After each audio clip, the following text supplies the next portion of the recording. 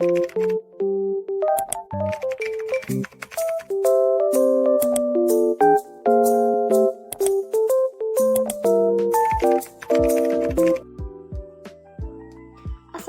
warahmatullahi wabarakatuh. Selamat pagi, salam sejahtera bagi kita semua. Yang saya hormati, Bapak Muhammad Saifuddin SHIME selaku dosen pengampu mata kuliah asuransi syariah, serta tak lupa yang saya sayangi, teman-teman semua kelas 5C perbankan syariah. Kali ini kami, kelompok 8, akan mempresentasikan materi dengan judul dari konsep dan aktuaris ke desain produk. Sebelumnya, saya Andriani Kumala Esti dengan NIM 090 dan tentu saja saya tidak sendiri ditemani oleh dua rekan saya, Engga Faratiawi Lestari dengan NIM 104 dan juga Ayu Linda Lestari dengan NIM 119. Yang pertama ada subbab pembahasan yang akan kami bahas pada pertemuan kali ini. Ada 8 subbab yang bisa teman-teman baca pada layar slide PPT. Kemudian langsung saja masuk ke subbab pertama, definisi transfer of risk dan sharing of risk. Transfer of risk adalah istilah terjadinya perpindahan risiko dari tertanggung kepada penanggung yang ditandai oleh biaya premi peserta. Nah, transfer of risk ini biasanya digunakan oleh operasional asuransi konvensional. Ilustrasinya, peserta pertama, peserta 2, dan juga peserta 3 ini berhubungan langsung dengan pengelola dana atau perusahaan. Nah, ada timbal baliknya itu ya, ada bisa dilihat dari panahnya. Kemudian yang kedua, sharing of risk atau bagi risiko adalah terjadinya proses saling menanggung antara satu peserta dengan peserta lainnya yang ditandai dengan adanya kontribusi masing-masing peserta melalui dana tabaruk.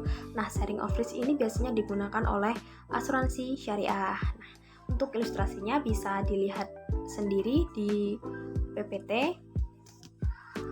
Kemudian masuk ke subbab kedua, perhitungan premi pada asuransi jiwa.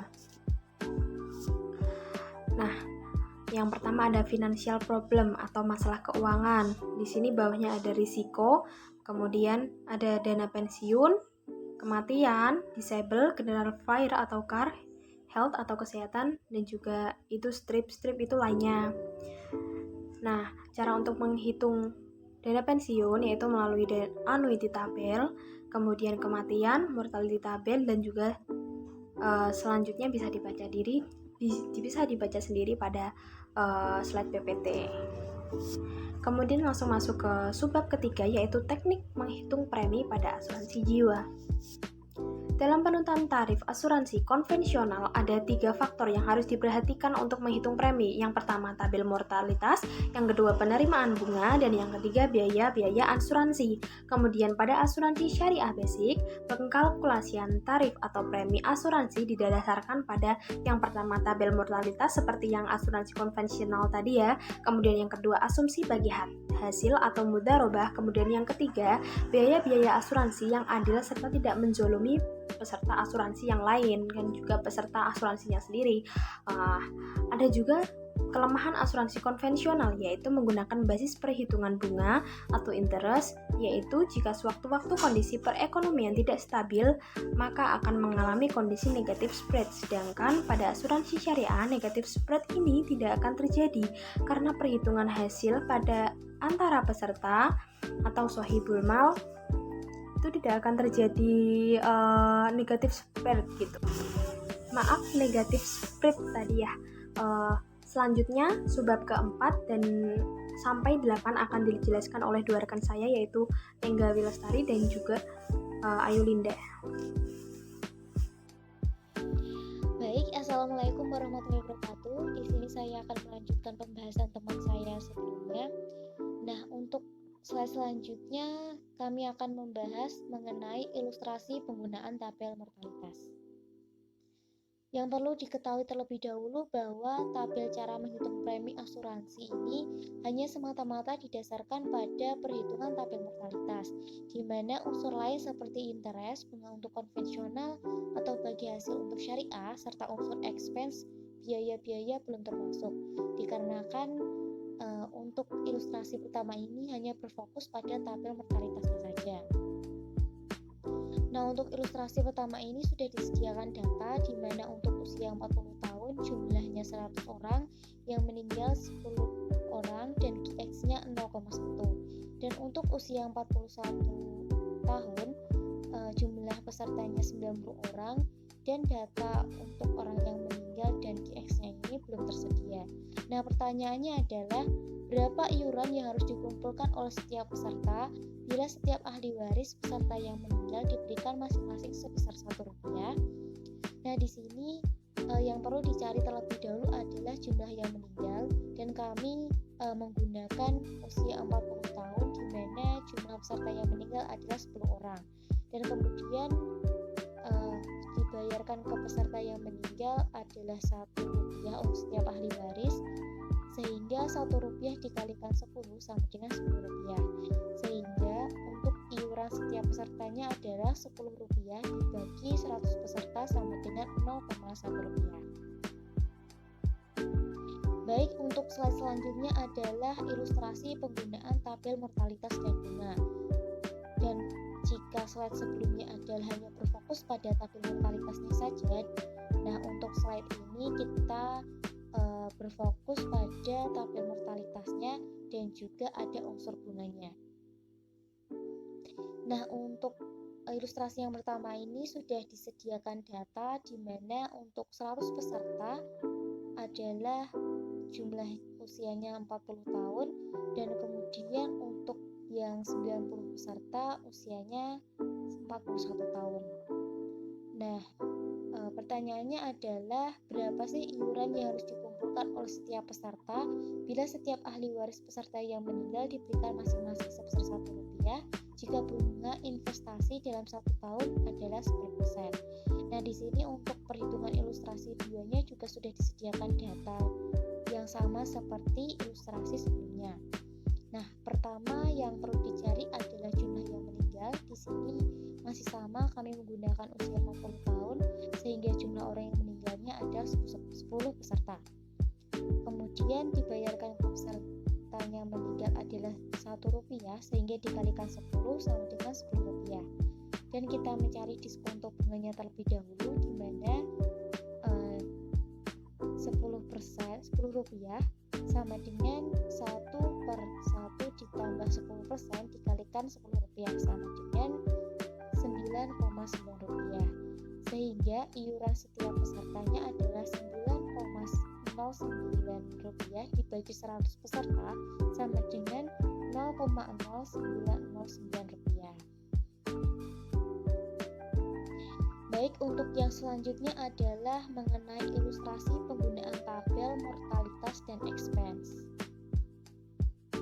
Nah, di sini disediakan data ilustrasi masih sama untuk seperti slide sebelumnya, di mana usia 40 tahun berjumlah 100 peserta dan 41 tahun berjumlah 90 peserta. Nah, untuk soalnya adalah berapa sih iuran yang harus dikumpulkan oleh setiap peserta bila setiap ahli waris peserta yang meninggal diberikan masing-masing sebesar Rp1 jika bunga investasi dalam 1 tahun 10% dan biaya pengelolaan Rp1 per tahun. Nah, untuk perhitungan ilustrasi 3 ini datanya masih sama mengenai mortalitasnya, yaitu usia 40 tahun jumlahnya 100 peserta dan orang yang meninggal adalah 10 orang dan QX-nya 0,1. Dan untuk usia 41 tahun 90 orang yang meninggal dan QX-nya ini belum diketahui. Nah, di sini juga sudah diketahui tabel mortalitas dan bunga aktuaria dan biaya pengelolaan. Jadi datanya ini